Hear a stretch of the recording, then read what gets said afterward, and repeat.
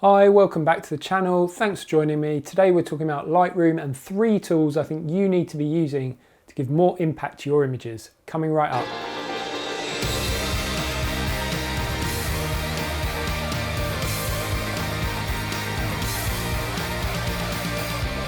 Okay, so if we come into Lightroom, today I wanted to use 3 images to demonstrate these tools. So we've got a mountain biking image, one of the Shard in London, a little bit more abstract, and then this one of the VW camper van. The first one we're going to look at is the mountain biking one, and I'm just going to toggle on.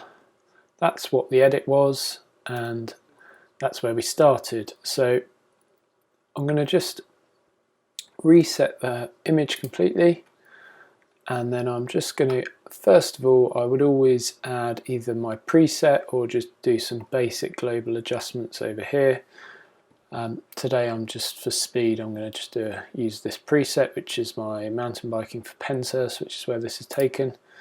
And as you can see already, we've just changed the image a little bit. I'm then just going to crop it in similar to what I had before, just so that the rider is a little bit better placed, and there we go. I'm going to try and do this fairly quickly. So what I want to talk about first is the brush tool, and the brush tool has so many options that you can load it up with. So all of these options down the side you can load up a brush with, and you can do multiple brushes onto the same image. You can change the size, the flow, the feather, and the density of all these brushes, and it works really well. For example, in this image, what I wanted to do was highlight the rider more because it's quite in the shadow here. So I'm just going to brush over her, and I'm going to add a little bit of warmth to her as well. So I'm just going to brush over the parts of the image that I want just highlighted up a bit. And obviously that's a bit too much, so I'm just going to pull that back. And what you can also do is, if you do a new brush, we could do the same on the sun star there, just to make it a little bit warmer. And I could also reduce the clarity just to make it look a little bit more dappled sunlight. And basically what I did on this image previously was I kind of dodged and burned all over the lighter parts of the image where I wanted a little bit more, just wanted it to pop really. So all these bits where the sunlight was falling on different leaves and things, I just wanted that to really pop. The area down here, and so that's one way you can use this tool. If I do a new brush again, if you double click on effect, you get rid of any effects down here, and you can start afresh. So what I'm just going to do is actually add some clarity and some texture. Again, you can do whatever you want with these brushes. I just want a bit more texture in the dirt there and on the wheel. And what I really like is you can just be really selective with where you add these to in your image, and it's it just gives you far more control than the global adjustments that you have in the basic panel. I'm also just going to darken down this area at the back here. So I think it's a little bit distracting away from the rider, so let's just darken that slightly, bring the shadows down, and we're just going to paint over that. And again, just paint over the darker areas in the image. So like just accentuating the contrast between the dark and light. And it works quite well for this particular image. And as you can see already, we've gone from that to that. That's quite a big change. second tool that I wanted to talk about is the Radial Mask or Radial Filter, which is this little round circle up here. And again, it's the same as the brush. You've got all these options that you can add onto it. So for example, if I just want to do more of a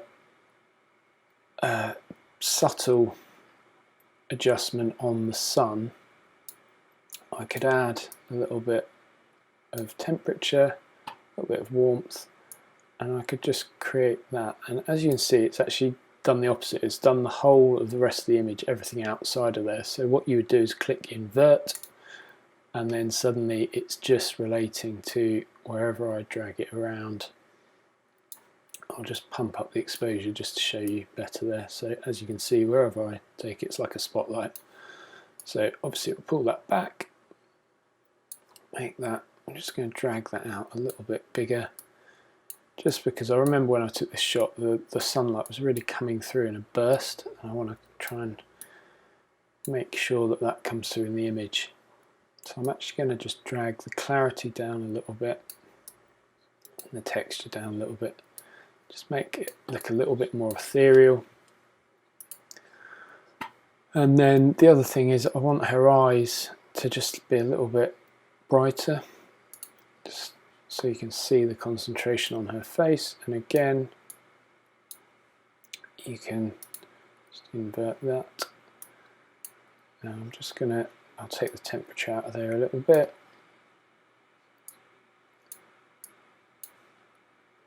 Drag that down.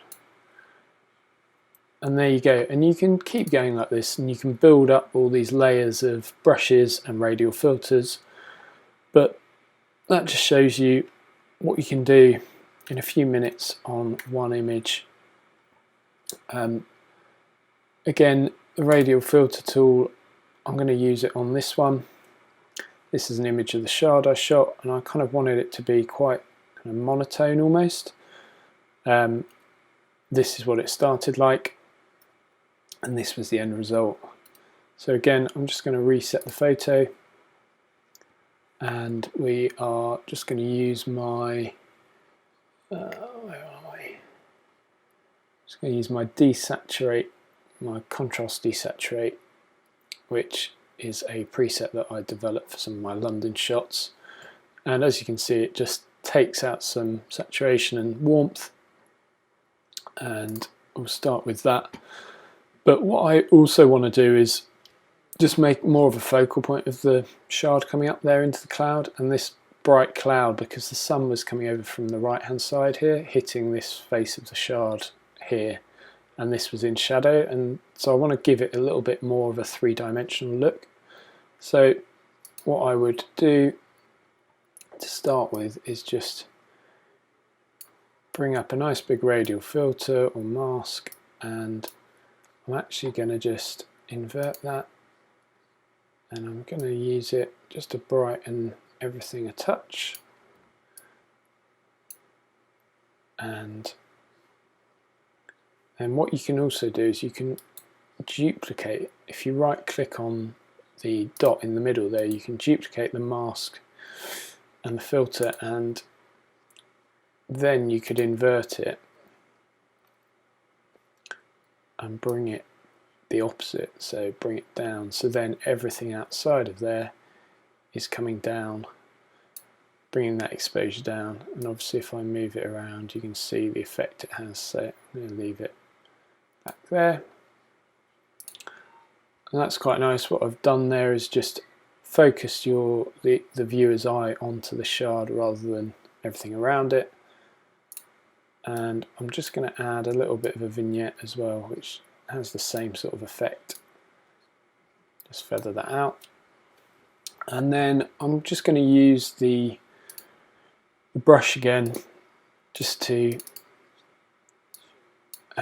darken down the shadow side of the shard. And if you toggle O, you can see where you're brushing. So toggle O, that shows you where you're brushing. And I'm just going to do this quite quickly and quite roughly. Obviously you could take more time over it. If you hold option that just gives you the erase. I'm on a Mac, so obviously I think it would be Alt on a PC. So there you go. I'm just going to toggle that off. And what you can do is you can play around with what's on that brush. And that's what I like about this. You can adjust all of these settings however you want. I'm actually going to add a little bit of clarity and texture and bring it down by about half a stop. Yeah, somewhere there. And then I'm going to do a new brush and do the same on the other side, but I'm actually going to just toggle that back on. I'm actually going to just do the opposite, so I'm going to lighten it up, and obviously I don't want it on that side, so I'm just going to get rid of that. As I say, you would take your time over this. I'm just doing it fairly quickly for the video. So what I'm going to do is, for that one, is do the opposite, and as you can see, you can adjust it however you like, but I'm just going to add just a touch, not much, and then a bit more clarity back in and a bit more texture. And there you go. So we have gone from that, which was very flat and there was no definition on the shard and it all looked a bit too warm, to that, which is a nice desaturated kind of crisp look, and you've got a nice three-dimensional look to the shard. So the final tool that I wanted to talk about is also associated with the brush, but there's a couple of functions that are kind of extra bonuses that you get with the brush tool. One of which is the auto mask, which allows you to just mask a selected area a lot cleaner and a lot quicker. So for example, if we wanted to change the colour of this VW bus, it'd be quite difficult to do a mask on that area to actually paint it, and also on this area without taking it into something like Photoshop, and it would take quite a long time. What you can do instead is actually just brush over the area, the general area you want it on, and then if you've got the auto mask on and then you go to range mask, go to colour, I'm just going to toggle that mask off. You can then pick the colour that you want changing, and it will just leave everything else in the image alone. So if we pick there, you can pick up to 5 points. If you hold shift, you get the little plus sign up. So for example, I'm picking the highlight area there, the mid-tone, and you probably want to take maybe a shadow area from like down here as well. So that's 5 different points. And then what you would do is come down to the right hand side where it says colour here, click on that box, and you can actually change the colour of that. And now it's not going to change it completely, so for example it wouldn't make it red because that's at the complete opposite end of the colour spectrum, but anything close to it, so anything like a different shade of blue or green or even into the kind of magenta tones, it allows you really quick control over particular areas in the image. So for example, if we just wanted to make that a bit more turquoisey, light blue, now that's done a really decent job of actually changing the colour, but also you can adjust that. You can adjust other features like the exposure there, you could adjust. But yeah, as you can see, it's done quite a good job.